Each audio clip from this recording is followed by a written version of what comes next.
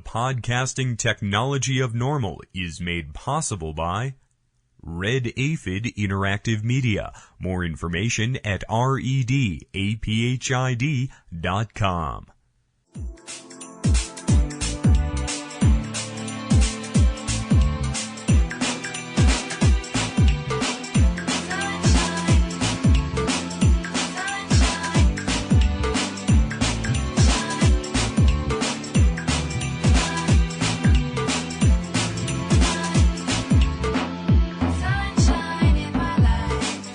And distributed by the National Organization for the Reform of Marijuana Laws in Washington, D.C.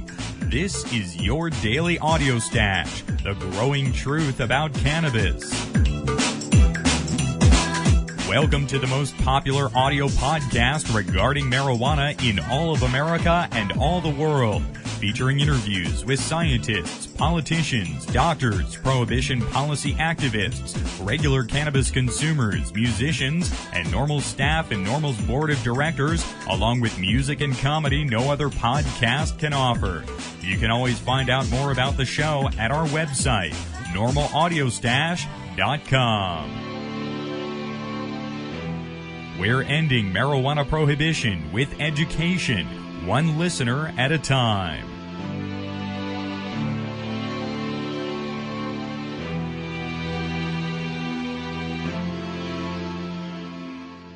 Welcome back to NORML's Daily Audio Stash. Today it is Monday, October 29th, and I'm your host, Chris Goldstein. Take a moment to join us here at NORML. Just head on up to norml.org to make your donation or join NORML today. Make sure you get active in reform, folks. It's very important. And one of the biggest gathering of the most active individuals in the country on the subject of marijuana law reform was, of course, the 2007 NORML Conference on October 12th and 13th there in Los Angeles at the beautiful and very well accommodating Universal City Sheraton there. Here on the program today, we're going to have some more of the panel audio, a great panel here today about senior citizens and cannabis. Tomorrow on the program, we're going to have a very interesting piece.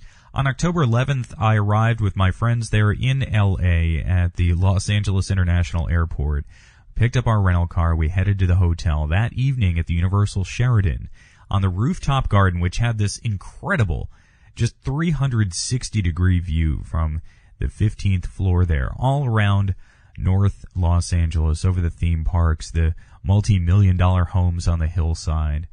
And as we were standing in that room for the opening reception night, someone came in and said there was a DEA raid happening right then, right at that moment.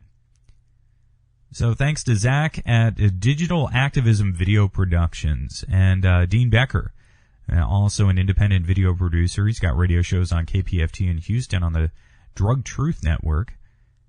And a couple of friends of mine, we gathered our audio and video equipment and we headed out to that dispensary. And tomorrow here on the program, you're going to hear interviews with some of the employees there who were working behind the counter when the DEA made the raid, and also some of the folks who knew that facility, and you'll hear protesters in front of that facility.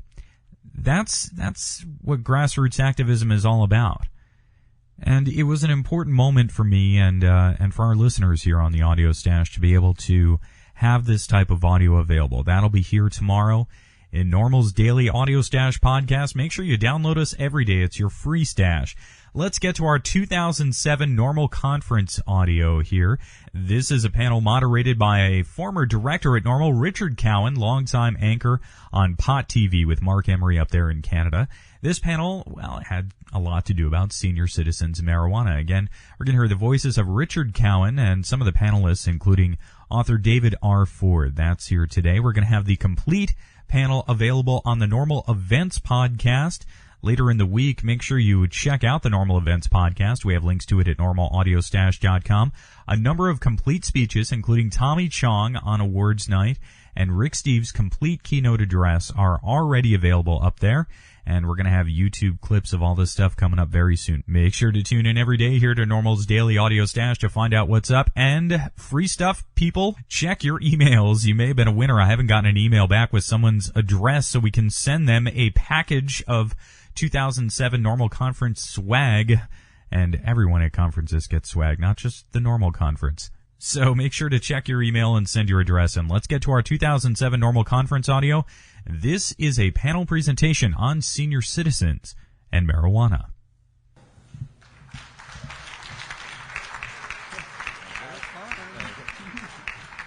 Well, the subtitle of this thing is, of course, will you still arrest me when I'm 64? And the answer, not to give it away, is yes, as Willie could testify. And, I mean, clearly anyone who would bust Willie would stop at nothing, probably invade a country or something.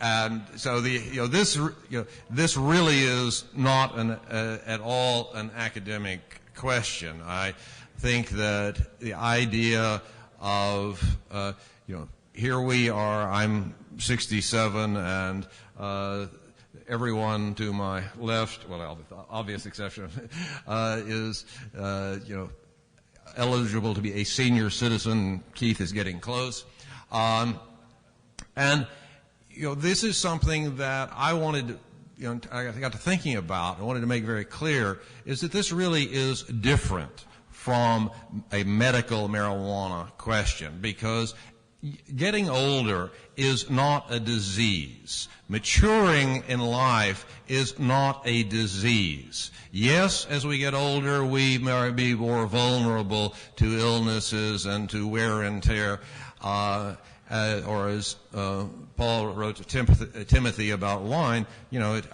for our occasional infirmities. But this really is not a medical issue. And I've always said I'm very ambivalent about the whole concept of medical cannabis. I have no doubt that cannabis has medical uses. I am strongly in favor of doing everything possible to get the sick and dying off of the battlefield of the drug war before anyone else, just as women and children first type thing. So don't misunderstand what I'm saying. But medical marijuana laws, I really believe, are simply bad loopholes in bad laws created to try to negotiate some sense of mercy with people who, in fact, act in bad faith. And we should have no illusions about that. And Dr. Grinspoon, concluded his book, Marijuana Forbidden Medicine, by saying simply that we will never have full medical access until we have full legalization. And that is always been NORML's position, that we are in favor of the legalization of cannabis for adults, whatever the reason, recreational, medical, or otherwise, that it applies to the individual. And this is something that I'm constantly reinforced in my belief in this by the prohibitionists. And this is something that, again, it goes back to the American Medical Association. Quack, quack, quack. Some of my best friends, some of the people who I admire most in this world are medical doctors. And some wonderful medical doctors are here. So obviously, I am not talking about doctors per se. I'm talking about politicized medicine, which is simply organized quackery in both the United States and Canada, and especially today you can see it in the UK with this resurgence of reefer madness there. And the whole point about this sends the wrong message to children. Well, someone speak of the children. Well, of course, this panel is going to send a terrible message to children that all of this hip cats up here, we use marijuana. So the next thing you know, all the kids are going to, instead of having their pants down around their knees, they're going to have them up around their armpits. And instead of watching MTV, they'll be in for Matlock marathons. Yeah, we're going to send the wrong message to children up here. The message that we need to send to everyone, including the children, is that marijuana is for adults. I am an adult. I do not need to ask the permission of some quack or some narc. And again, the AMA, this is their official position. The AMA calls for further adequate and well-controlled studies of marijuana and related cannabinoids in patients who have serious conditions for which preclinical, anecdotal, and controlled evidence suggests possible efficacy of the application of such results to the understanding and treatment of disease. One. That was number two. Our AMA, by the way, this is always our AMA. It certainly is. Our AMA recommends that marijuana be retained in Schedule 1 of the Controlled Substances Act pending the outcome of such studies. Now, I've looked at this thing very closely, and I have not found any place where our AMA calls for research on the effects of arresting people. I have not seen anything the AMA wants to do research on the effects of handcuffs on circulation of people with medical problems. I have not seen any studies by the AMA or any suggestion for research about the health effects of prisons and jails. I have not seen any proposal by the AMA to study the huge amount of data that they could gather from simply here in California going into the clubs and saying, we would like to, do some sort of studies on your patients. No. And then our AMA believes that the NIH should use its resources and influence to support the development of a smoke-free inhaled delivery system for marijuana or delta-9 tetrahydrocannabinol to reduce the health hazards associated with the combustion and inhalation of marijuana. Our AMA believes, let me think, how could we do this? Just off the top of my head, which a lot of them off the top of my head, how about a vaporizer? Oh, gosh. Why hasn't anybody ever thought about that? Now, ask the AMA what they think about socialized medicine, and they will scurry out to their country clubs, start their Porsches, and race, to the nearest politician. But we need socialized marijuana. We need socialized vaporizers. Yeah. So I'm supposed to take these people seriously. I'm 67 years old, and I'm supposed to go, excuse me, sir, can I please have a little bud? No, thank you. At what point does an American become an adult? How can we tell children that alcohol and other substances, which are much more dangerous than marijuana, are okay for adults, whatever an adult is? At what point does an American become an adult? It apparently isn't at 75. And so this is the point here, is that you have before you an aged group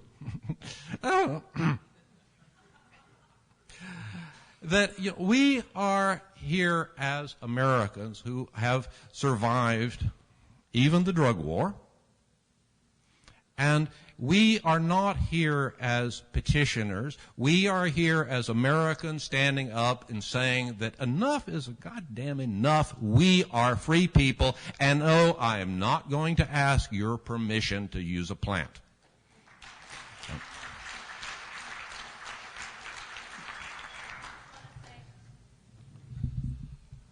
Now for a junior member here of the panel. David is not quite 80. He's about to be 80. Or that's right. No, I was talking, you're relatively junior here. David Ford has, I don't know how long have we known one another, David, a long time anyway, since we were both very young.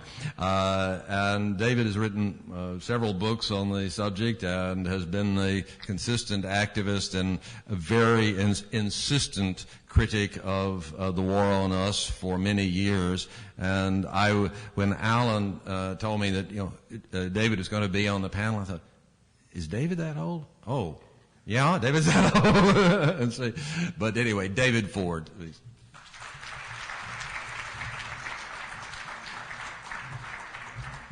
Well, thank you very much, Richard. It's wonderful to see each of you here. Normally I wear a suit, but I feel like I'm just part of the cannabis family, and I could relax today. Usually, when I wear a suit, I must say that I never look as good as the talented Chris Goldstein. He always looks great. Maybe I won't wear a suit anymore. I'll be 80 years old in January, and it's my pleasure to confirm that most of us who have experimented with pot, me for 60 years, 63 years actually, are more youthful, positive, happy, and still enjoying great sex.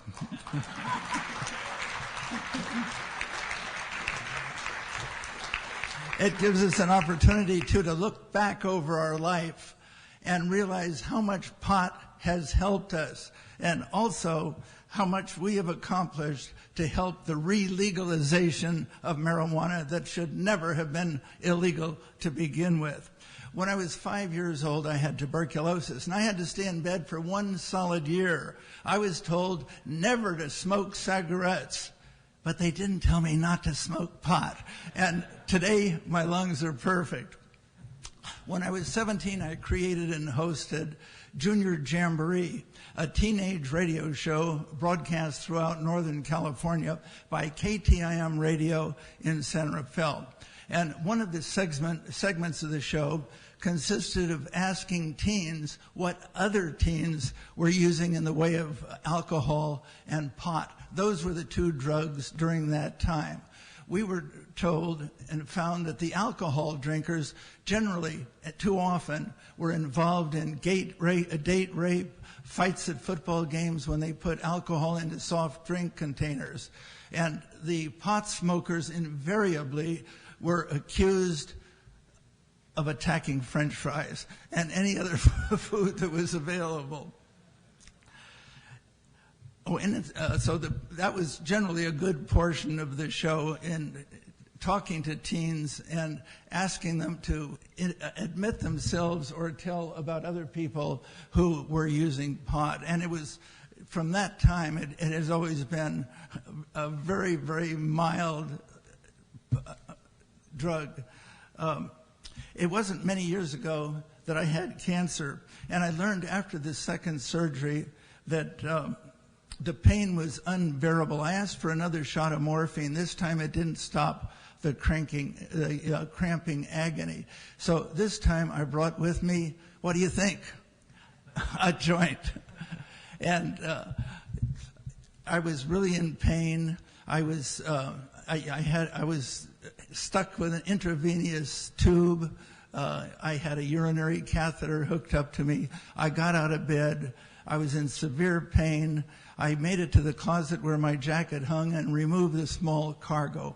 I hauled the IV tower and the urine bag into the bathroom. By now I was dizzy. Perspiration dripped from my face. Pain and nausea overwhelmed me. I was afraid I was going to pass out, and yet I was afraid to press the nurse button on the wall. I took a puff, lit the joint, and I was really terrified. What happens is going to happen to me if I pass out in here and they find me with a joint in my hand. I was really, really frightened. I took another puff. Then a feeling of peace enveloped me. I stopped sweating. My body relaxed. The pain faded. I felt drowsy. This time my journey back to bed was peaceful and almost painful. As you know, marijuana is nature's tranquilizer, and I fell into a deep recuperative sleep. I awoke 3 hours later as a food tray was placed before me. I was hungry and ate ravenously. 63 of my years, I'm smiling because my beautiful wife is down there smiling. 63 of my years were spent with marijuana bringing me creativity, passion, and prosperity, and also challenging the federal government about their never-ending lies about the world's safest medicine. As a teenager, we were told that marijuana is the most violence-causing drug in the history of mankind, that it turns people into criminals, and many marijuana users have become hopelessly insane. Well, today, the DEA has become even more desperate. We're told that our youth who uses marijuana are more apt to use alcohol, cocaine, methamphetamine, heroin, ecstasy, and all other illegal drugs combined. And I'm happy to say that today, college kids are much smarter, and they're avoiding those desperately dangerous drugs and using something that will never cause them death. Alcohol takes the toxicity of some 100,000 Americans each year. Cannabis has never caused one toxicity-related death. If the government was honest, they would have to say that cannabis is 100,000 times safer than alcohol.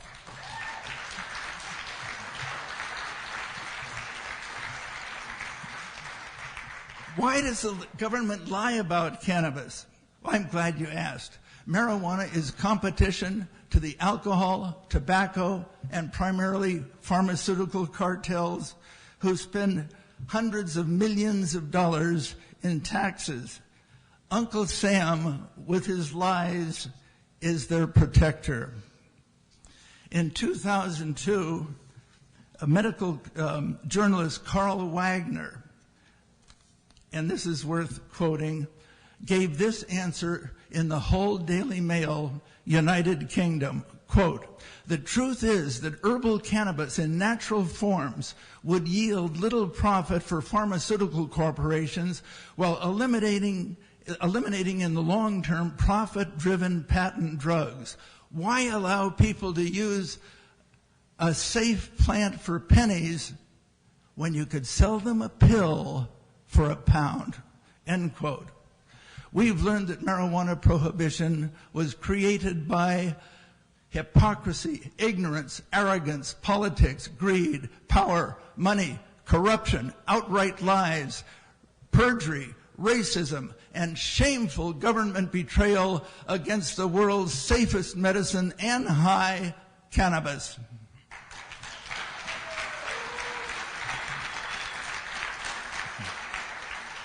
The DEA has stolen the death-causing effects of overindulging in alcohol, and they have put those tragic false lies onto marijuana. Marijuana is a four-letter word, L-I-E-S. Working for before cameras at the CBS television affiliate in Hawaii, where I lived for most of my 30 years, I had the opportunity of interviewing about every celebrity who came to Hawaii. And frequently,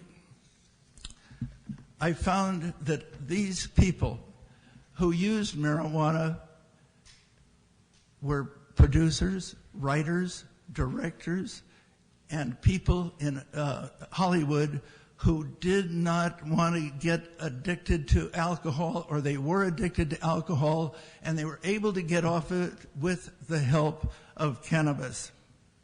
Perhaps you've noticed that Hollywood rarely, if ever, shows cannabis in a negative light. And that is the reason, is so many people in Hollywood are using it.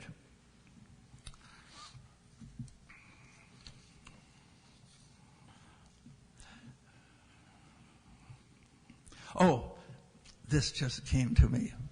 When I interviewed Bing Crosby, I already knew that Bing used alcohol. His good friend Louis Armstrong turned Bing on to alcohol when he realized that Bing had a serious he turned him into pot when he realized that Bing had a serious alcohol problem. After the interview, at the VIP lounge of United Airlines, I was walking Bing to his plane, and I said, "Bing, isn't it possible that at night maybe you put some pot in that famous pipe of yours?" Well, Bing looked at me, winked, and smiled, and as he climbed the steps to his plane, I yelled out, "Bing, shouldn't it be legalized?" Well, Bing threw his hand at me like, "Come on, Dave, don't push me." Well, approximately 3 weeks later, Bing was interviewed by Barbara Walters. And coincidentally, she asked, Bing, if your college daughter came home and told you she smoked a marijuana cigarette, what would you do? Bing says, it should be legalized.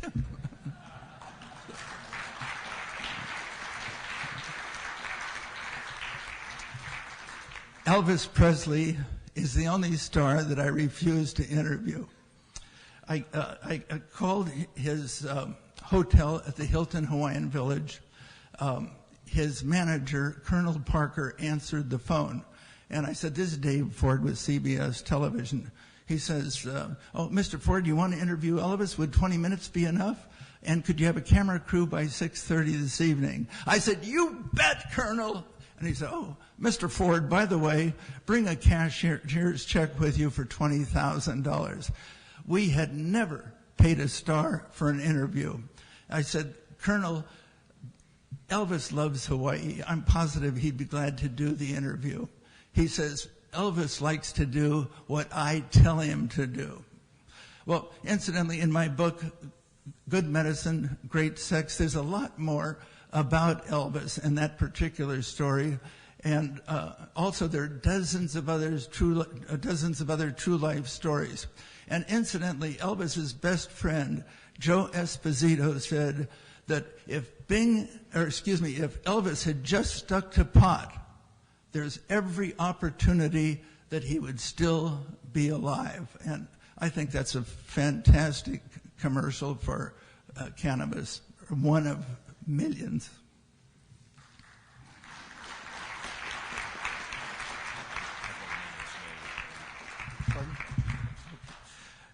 I interviewed Milton Berle, whom the government tried to bust for pot, and they couldn't do it, but they did try. Incidentally, I have never known a stand-up comedian who did not use pot. 2 years ago, or I should say for 2 solid years, I co-hosted the Jerry Lewis Muscular Telethon for the state of Hawaii, and I found that many of the MD patients suffered from muscle spasms, the consequences of being in wheelchairs for 12 to 18 hours a day, and many of them used cannabis to help them. I've personally challenged the government. The U.S. Drug Enforcement Administration has stated repeatedly and unequivocally that marijuana has no medical value. Consequently, they have it in Schedule I along with heroin, even though the synthetic copycat drug Marinol with the same psychoactive ingredient is in Schedule III. I'm offering and have offered the DEA $1 million cash if it can prove that marijuana has no medical value, on the condition that if it cannot, the government agrees to release all prisoners presently serving time for non-violent related marijuana offenses and to cease arresting and charging others with such offenses and to move marijuana from Schedule I to Schedule III along with Marinol.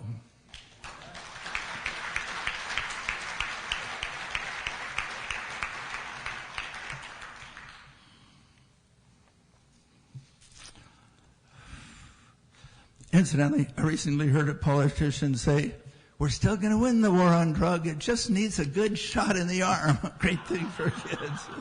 If cannabis was discovered today in some distant rainforest, it would be hailed as a miracle plant with its dozens of numerous medical applications. Marijuana will remain federally illegal until our coin-operated politicians stop accepting money from corporations who do not want the competition of legalized marijuana. Follow the money.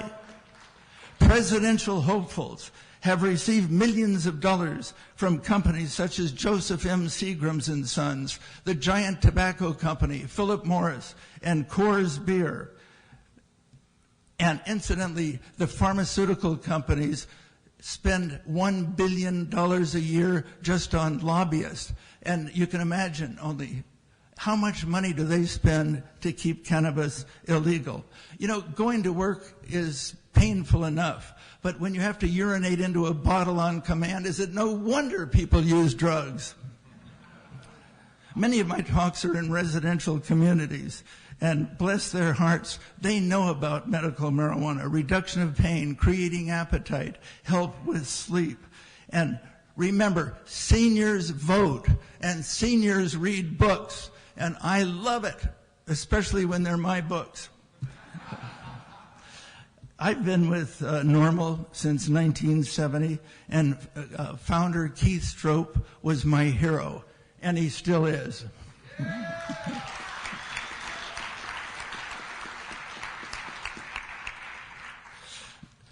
And incidentally, NORML, one of the most courageous things they did in 1972 was to sue the Drug Enforcement Administration to get marijuana out of Schedule I and into Schedule II so that it could be available for the sick and dying.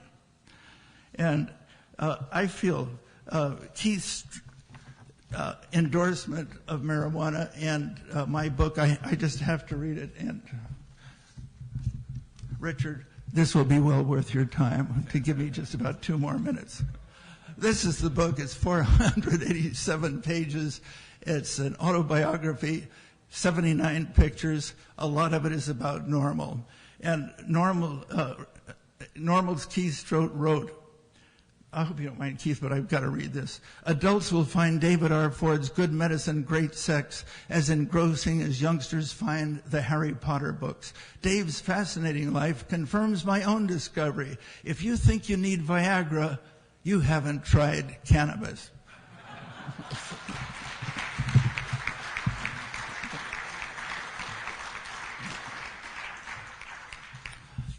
I was going to go into more details of what I tell about NORML. I see that I'm being pushed a little bit by Richard, but I don't mind him. Just relax, Richard. You're going to love this. The wonderful thing about NORML is with their lawsuit, they had the courage to sue the Drug Enforcement Administration regarding their bold-faced lies. The DEA said, in essence, we'll keep an open mind so long as our own judge can rule on it. Well, they just happened to pick an honest judge by the name of Francis Young.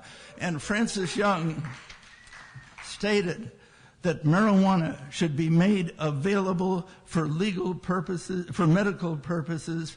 And I think one of the greatest quotes ever made happens to be on the front of this book, Marijuana Not Guilty is Charged, and it has Judge Francis Young's quote, marijuana in its natural form is one of the safest therapeutically active substances known to man. And the foreword to that book, incidentally, was written by the late, great Todd H. Micarea, M.D.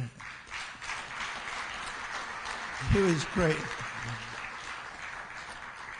And Todd, incidentally, mentioned that David Ford brilliantly conducts us on a tour through the malice and blunderland of American marijuana policy, based on authoritative documents, news clippings, personal stories, and he presents tales of viciousness, hypocrisy, and ignorance facilitated by self-serving special interest groups.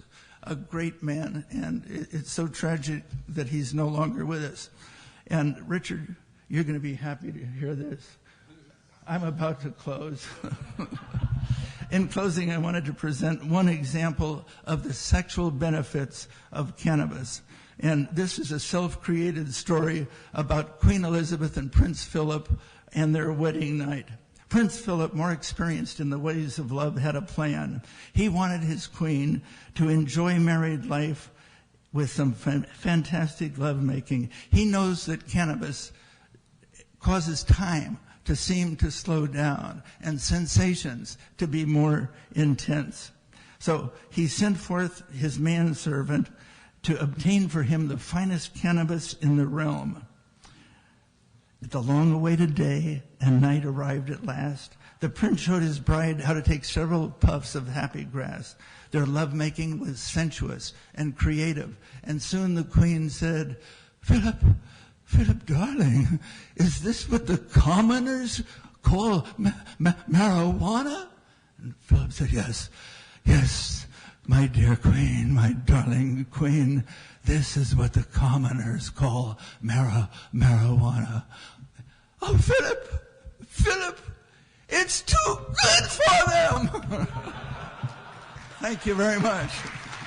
That was 2007 NORML conference audio there here on NORML's Daily Audio Stash, a panel about senior citizens and marijuana. That will all be, the complete panel that is, will all be available on the NORML Events podcast. Make sure you check that out at normalaudiostash.com. In tomorrow's Audio Stash, we're going to speak with Paul Armentano, NORML Senior Policy Analyst, a bit about the news stories from last week, and we'll have that very interesting piece about the DEA dispensary raid in Los Angeles on October 11th.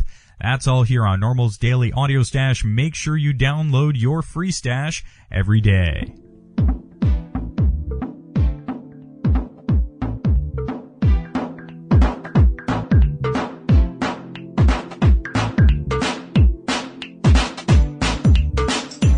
You've been listening to NORML's Daily Audio Stash, the growing truth about cannabis.